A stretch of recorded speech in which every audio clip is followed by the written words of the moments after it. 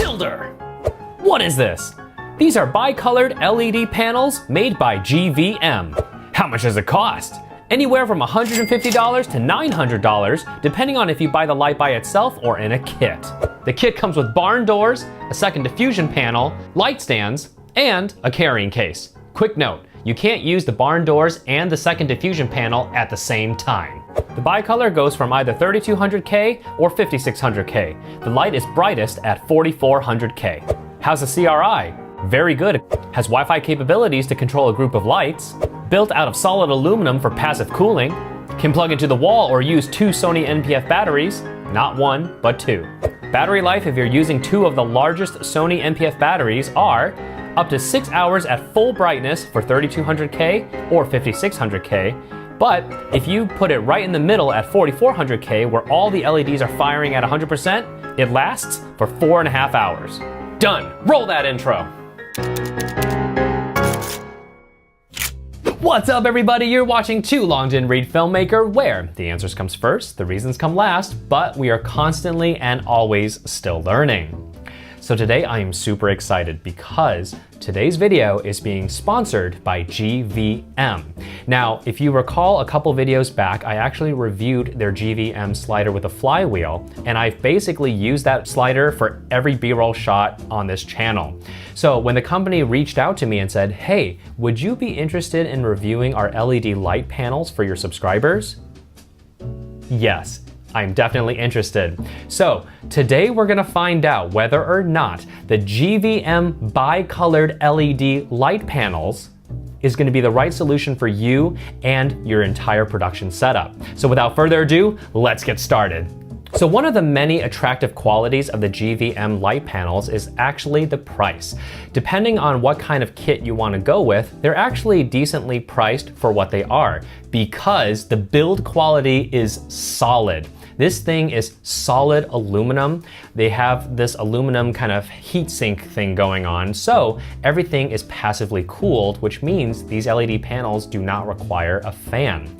Not only that, I love the fact that this comes with a traditional yoke design, but with a twist, because you can actually mount this light either vertically or you can mount it horizontally. Now, I actually choose to mount it horizontally because I do use the barn door attachments, and this allows me full range of tilt with the barn doors attached. Now, one additional use you can do with a yoke is you can actually use it as a little kickstand, so you can put your LED panel on the floor. And what this allows you to do is get more creative with your lighting. So you can either have it facing this way, where it could actually bounce light towards the floor, back up towards the actor, or you can set it up this way and actually kick the light from a low angle and get some very, very interesting lighting situations. So these GVM LED panels come in various different sizes, from small, medium to large panels, and you can buy them in various configurations. So you can either buy the LED panel just by itself, and then you have 2 optional accessories, either the barn door or the diffusion panel, or you can buy the whole thing in a massive kit of either 2 or 3 lights. And basically what they'll give you at that point is they'll give you the appropriate amount of light stands, which work decently enough. They're nothing to write home about, but they are decent. And then you also have a nice carrying case to take everything with you. So as I said in the beginning, this LED panel is a bicolored panel, which means you have the option of either tungsten at 3200K, or you have the option of daylight at 5600K, and everything in between. Now, this change is not smooth. So what I mean is you're at the dimmest on the extremes, because one set of LED lights here, one set of LED lights here, and as you dim over to 4400K is where you're gonna get the most amount of light output, and then it's gonna start dimming down again as you reach over to the other side. Now, one of the major advantages of having bicolored lights that I didn't really know about until I started experimenting with it is that it's really, really useful for a narrative scene. So I'm gonna give you an example right here where I deployed the bicolors on this shot. So in the back of the staircase over there, I have it on tungsten and it's set at 100% so that I can really get it to spill down into the basement. Now, to the side of me is the LED panel set to daylight. And you'll be surprised to know that the daylight was only set to about 20% and it's sitting about 5 feet away from me. So it's actually quite powerful. And these are my camera settings. I'm not using anything crazy. I didn't jack up the ISO. That's how powerful these lights are and how well they can work on a narrative film set. And of course, if you're gonna use this for like interviews or YouTube stuff like this, having that bicolored option definitely gives you more ways to craft a unique look. So another cool thing about the build and design of this LED panel is that you have the option to either use 2 Sony NP-F batteries, 2, you can't just use 1, or you can plug it into the wall. This is a very welcome feature because back in the day, some of the LED panels were either AC powered only, or you had to only use batteries. So that kind of limited your ability of using your LED panels in every situation. Now the battery life for this LED panel is actually quite good. So if you take 2 of the largest Sony NP-F batteries you can find, and right now I'm just using some generic third-party ones, if you have all the LEDs on tungsten, which is only half the LEDs, or all of it to daylight, you're gonna get approximately 6 hours of operation at full brightness out of 2 Sony NP-F batteries. To me, that's really awesome because if it was only gonna last for like 1 or 2 hours, forget it. Like, how many batteries am I gonna need to power this thing on set? Now, if you have it at 4400K, where all the LEDs are firing at full brightness, I was very surprised. You actually get 4.5 hours out of those 2 Sony NP-F batteries. Again, that is really awesome. The LEDs in this panel is very efficient. So you could probably get through an entire shoot with just those 2 batteries, because let's be honest, we're not leaving it on for 6 hours at full brightness the entire time. Chances are we might actually be dimming it, or we're just gonna turn it off when we're not using it. Now there is one con in terms of the battery, is that there's nothing on the screen that tells you how much battery you have left, which is kind of disappointing because, you know, we're not putting a timer on this thing. So it's anybody's guess whether or not you have full battery or no battery. And the last thing about the batteries is when you start losing capacity to the point where the LEDs are about to turn off, the LEDs do seem to stay at the exact same brightness all the way to the point where it shuts itself off, which is awesome because the last thing you want is for the LEDs to slowly dim down or maybe even start flickering before it finally turns itself off. Speaking of flickering, this LED has no flickering at all. From its lowest output to its highest output, I tested this from like shutter speed 30 all the way to 16,000, and I saw no flickering whatsoever. Now, one awesome feature that this LED panel has that seems to be becoming the trend is that yes, you can operate other LED panels wirelessly from one of these LED panels. So how you do this is you actually have to set one of the LED panels as the master by hitting the mode button, and then all the other ones are set as the slave. And you have multiple groups that you can kind of pair this up with. So if you had like 10 of these lights in all these different group configurations, you can actually set them accordingly. Now, that's the awesome part. The con part is that whatever the master light is set to, the slave ones will follow.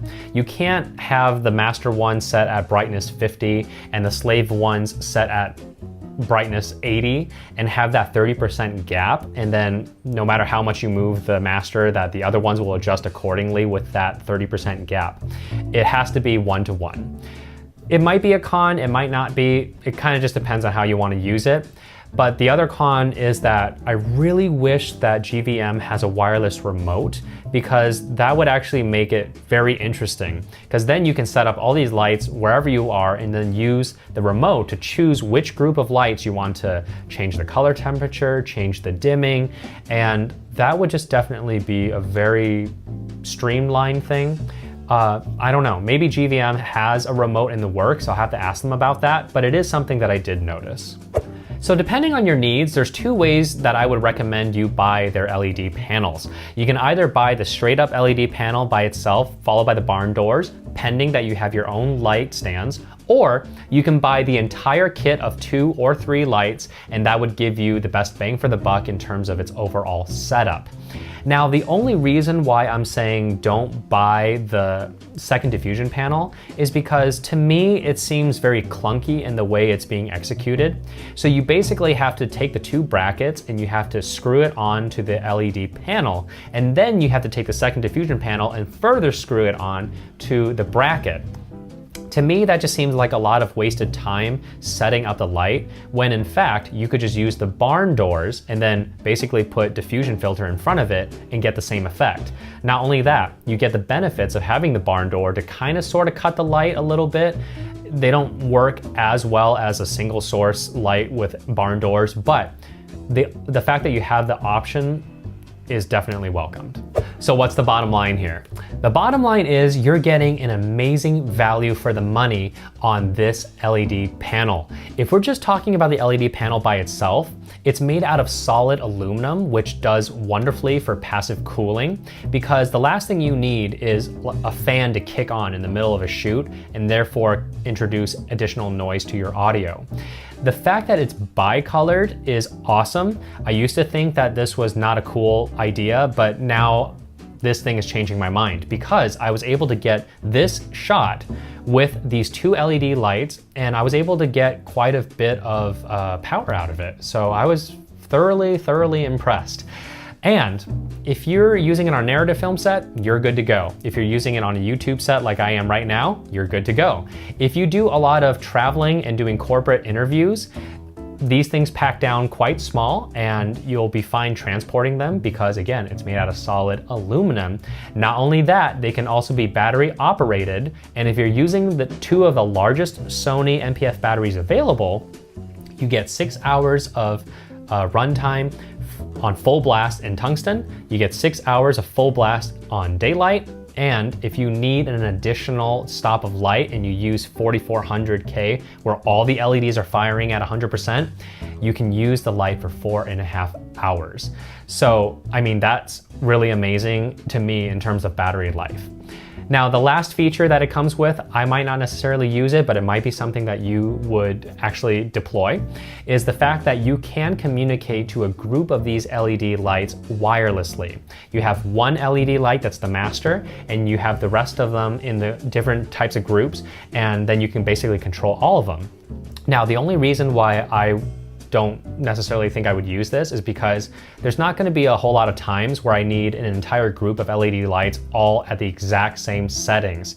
And that is the one thing that kind of stinks, is that whatever the master light does, the slaves will follow. So if it's at tungsten, it's going to be at tungsten, 100%, 100%. You can't be like, oh, this group is like, this light is daylight, this light is kind of sort of daylight, but not really. And then basically control the dimming from the master. You can't do that. So, you know, depending on how you use it, it could be a pro or a con.